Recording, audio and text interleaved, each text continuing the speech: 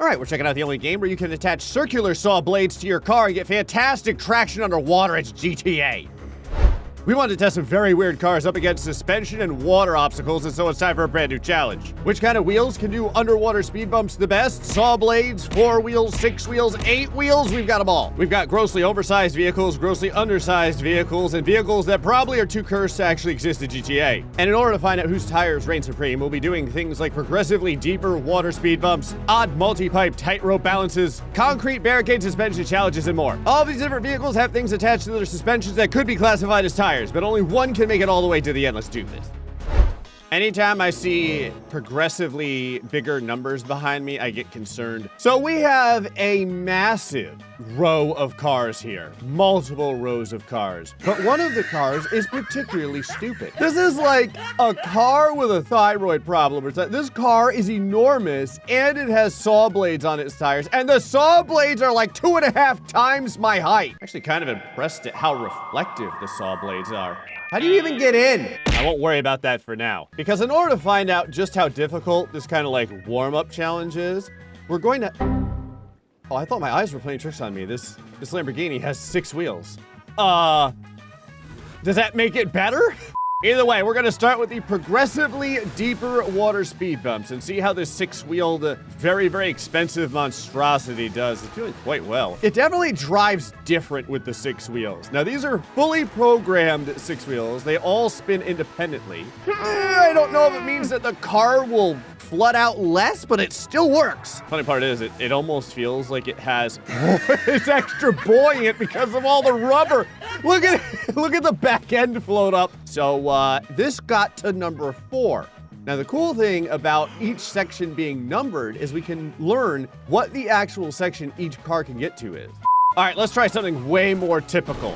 Nice open-wheeled vehicle. Section number 1, no big deal. Section number 2, trying to kayak its way across. It's doing it? Oh, never mind. It was doing it, and then it wasn't. I saw the very moment that last vehicle's soul left its body. How about 3 wheels? The 6 wheels didn't do very well because all it ended up doing was just floating to the top of the water. Okay, hold on. We got a contender here. 3 wheels is making it. 3 wheels is dying. 3 wheels is dead. 3 wheels got slightly farther than the open-wheeled vehicle. I love how we went down a tire and we got farther. You needed to give me something like a turbocharged unicycle. This looks pretty normal. This looks like a vehicle that you would actually complete a real... Oh, yeah. What the? Oh, yeah. So silent. You never see it coming. Right before it just takes your kneecaps out. Number 4. Okay. We've got a new PB. And it died. I'm gonna be flooding so many vehicles out here. Now this has a roll cage. I don't think it's gonna help me at all. Oh, that was very fortunate. The water in the ocean went down slightly and it allowed me to get past that one section easier than I otherwise would have. Everyone's dying in section 4. I noticed in the background, by the way, that they brought the Sherp in here as well. Now, obviously, the Sherp is going to pass all of the sections because it just floats. Duh. It's not going to do it particularly fast. But thank God this entire area is not timed. Is everyone gonna die in number 4? All right, we're almost through an entire row of vehicles. So what you need is just like, oh, here we go. Tide is down. I was gonna say, I landed right in the middle of the deepest part of that water. There's no way. No. Huh.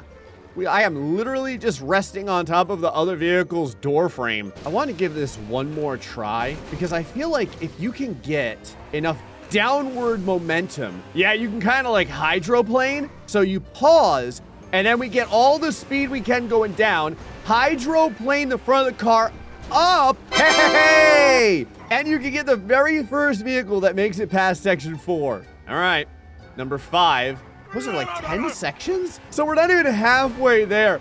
The water is already like 3 feet above the roof of the car. All right, got to the edge of 5. I was trying to determine if I wanted to go right to left or left to right.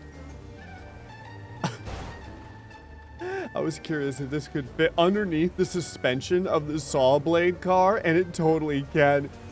That car is so grotesquely oversized. Who is that car made for? That is the only thing that exists on this planet that Shaquille O'Neal can interact with and not look like it's a miniature version of itself. Oh, the engine still works. Hold on. All right, we might have the second vehicle that makes it past into section number 5. No. I'm kind of curious if anything has the power to make it through here, or if you basically just have to float across. All these vehicles are like, Gray, we never learned how to swim. well, you better figure it out in the next 20 seconds or so, because everyone's getting dunked. The aerodynamics here are pretty good.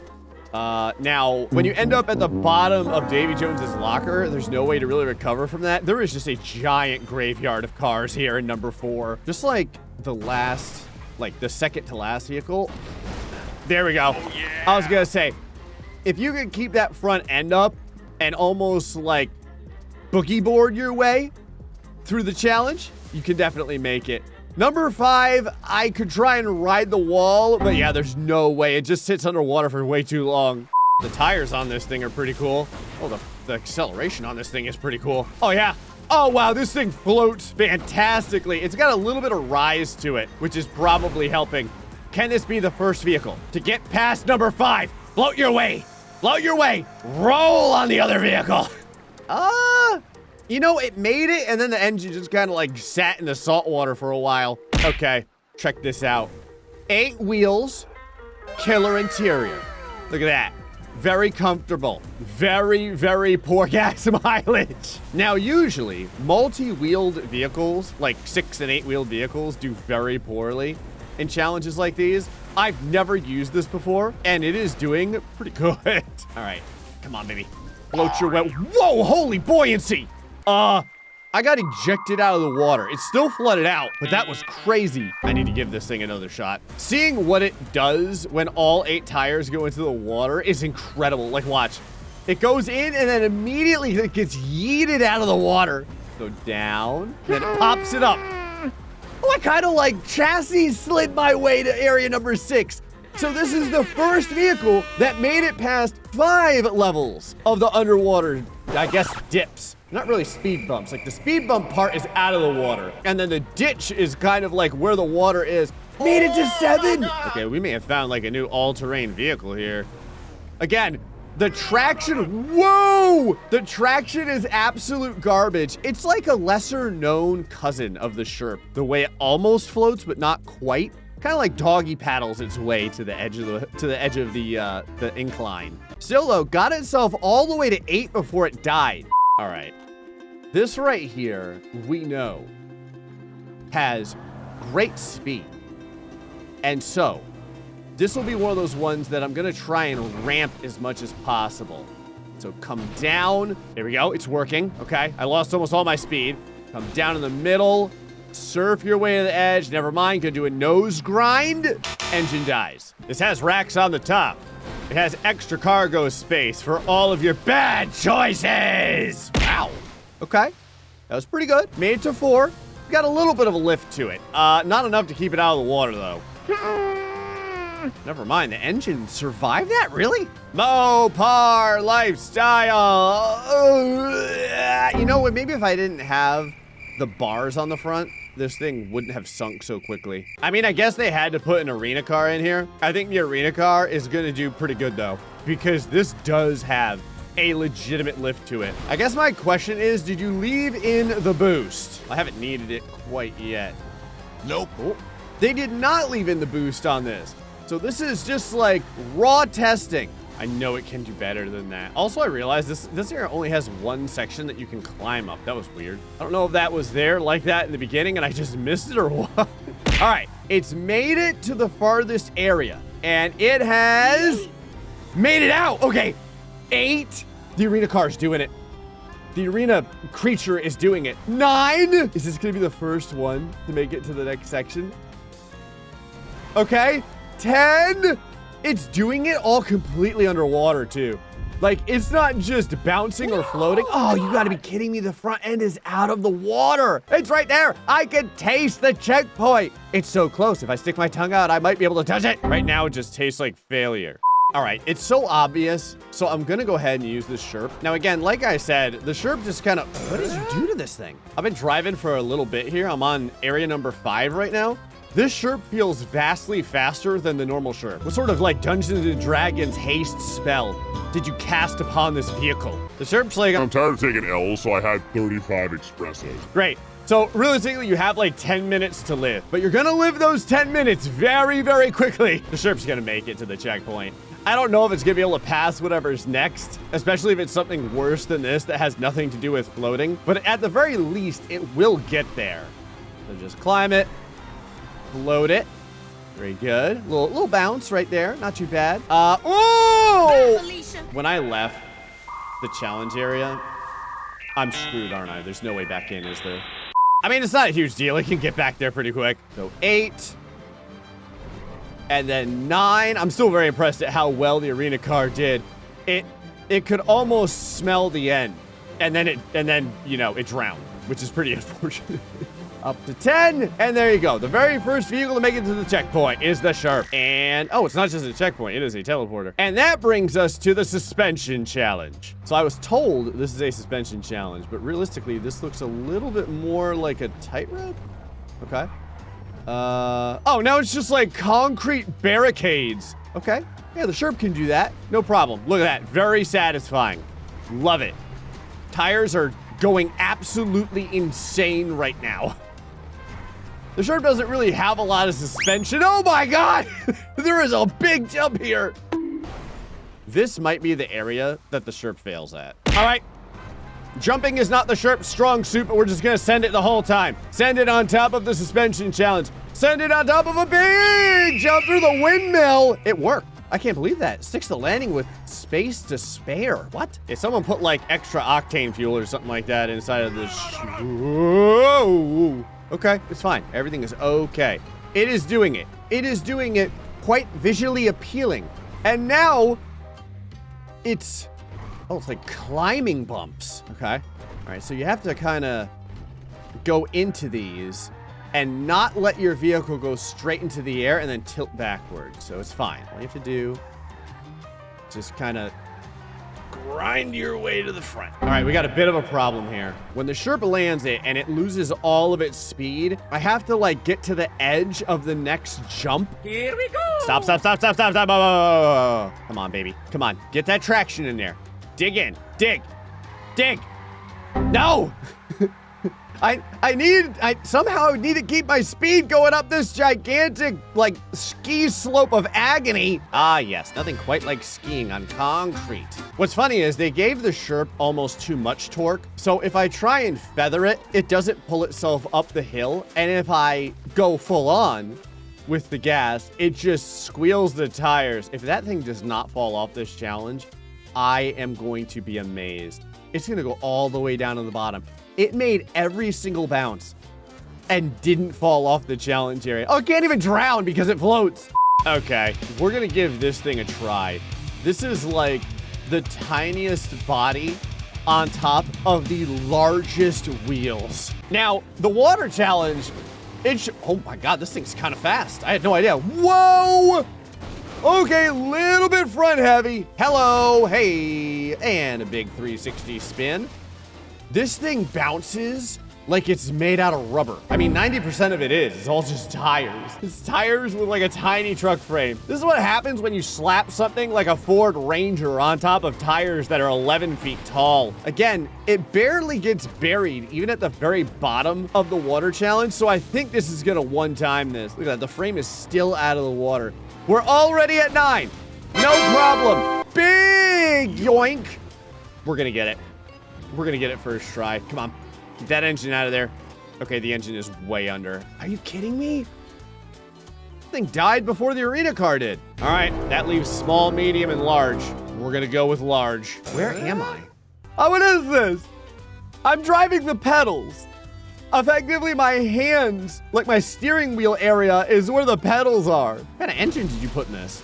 Oh, it is unreasonably slow. Look at how ridiculous. Look at the height. You can't really tell because there's nothing really to scale because the whole thing is oversized. We're on number 5. The water doesn't even come over the tires. Look at this. The tires are still coming out of the water on number 6. The problem is this thing's slower than the Sherp. I don't even think this thing can make the jump to get through the windmill area. It's 100% gonna pass this though, right? It's so tall, it hits the floating numbers that are there to gauge how far you can make it. I can almost hit the birds. Number 9, the frame is actually starting to touch the water. Look at this. The water is just barely coming up to the windows, which, you know, sounds pretty bad. You know, that would be torrential flooding. But for this type of challenge, that is a low amount of moisture. And so we got a checkpoint. And this is where I expect everything will fall apart. I really don't know what the suspension is truly like. There's a lot of it. Can I put the tires on this? Oh no! I have to chassis slide this entire challenge. The challenge has penetrated my car. Like, it is inside of my suspension right now. Whoa! What the? Where am I? Oh, I am rising up to heaven. I am falling back down to earth. Ow, ow. Everything's okay. I can save this. Never mind, I can't save it. I am now going to drown. But because I have a parachute, I'm going to drown very slowly.